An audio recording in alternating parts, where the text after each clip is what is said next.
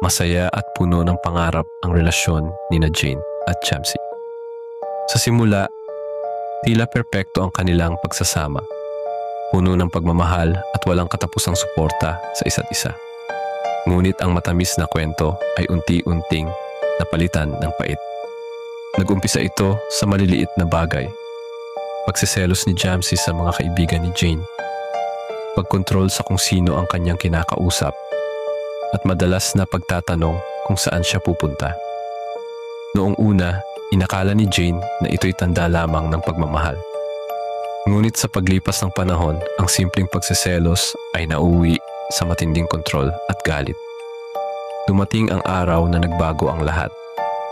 Habang naglalakad sila sa mall, may lumapit kay Jane, isang matagal ng kaibigan. Isang simpleng hello ang lumabas sa kanyang bibig. Ngunit sapat na iyon upang magdilim ang paningin ni Jamsie. Tahimik lang ito sa umpisa, ngunit alam ni Jane na may paparating na bagyo. Pagpasok nila sa sasakyan, biglang sumabog ang galit ni Jamsie. Pasigaw niyang inakusahan si Jane ng pagtataksil, kahit wala naman itong ginawa. Bago pa siya makapagsalita, isang malakas na sampal ang tumama sa kanyang pisngi.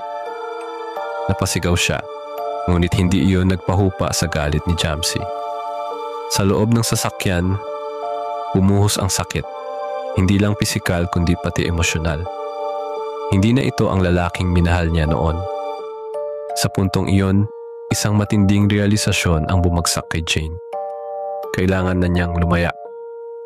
Hindi na niya hihintayin pang lumala ang sitwasyon. Hindi na niya ipagpapalit ang sariling kaligtasan para sa isang pag-ibig na wala ng respeto. Sa tulong ng kanyang pamilya at mga kaibigan, nakatakas si Jane mula sa mapanirang relasyon. Hindi naging madali ang kanyang pagbangon, ngunit araw-araw niyang pinapatunayan sa sarili na ginawa niya ang tamang desisyon. Unti-unti, natagpuan niya ang tunay na kahulugan ng pagmamahal. Isang pagmamahal na hindi dapat nagdudulot ng sakit at takot. Ngunit isang gabi, habang nanonood ng telebisyon kasama ang kanyang pamilya, hindi niya namalayang may nakamasid sa kanila mula sa labas. Si Jamsie. Hindi siya kailanman tumigil sa pagsubaybay kay Jane. Galit at poot ang namuo sa kanyang puso. Iniisip na sinusulsulan lamang ng pamilya ni Jane ang kanyang dating kasintahan upang iwan siya. Higit pa rito, kumbinsido siyang may iba nang iniibig si Jane. Madaling araw nang marinig ng pamilya ni Jane ang isang malakas na kalabog, pumalya ang kanilang kandado at bago pa nila namalayan, nakapasok na si Jamsie. May hawak siyang patalim at ang kanyang mga matay nagliliyab sa galit. Walang awa niyang hinarap ang pamilya ni Jane. Isang kagimbal-gimbal na eksena ng kasakiman at galit ang sumunod. Walang sino man ang nakaligtas. Isa-isa niyang pinaslang ang mga mahal sa buhay ni Jane. At sa huli, si Jane mismo ang naging biktima ng kanyang kabaliwan. Sa kanyang isipan, kung hindi magiging kanya si Jane, wala nang ibang dapat makapiling ito. Nang dumating ang mga awtoridad, huli na ang lahat. Isang madugong trahedya ang naganap.